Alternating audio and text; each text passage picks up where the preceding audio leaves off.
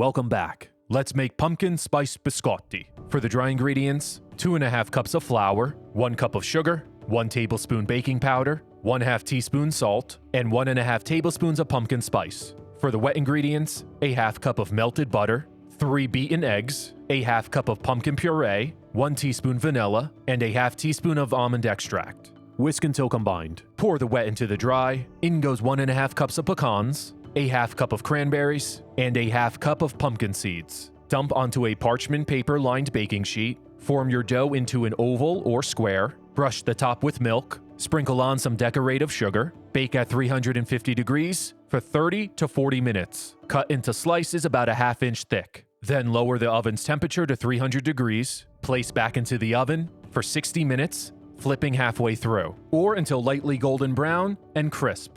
Dip the ends into white chocolate, dust with powdered sugar, and there we have it, pumpkin spice biscotti. That's it for today, guys. Drop a like and a comment below, subscribe if you're new. I'll see you next time.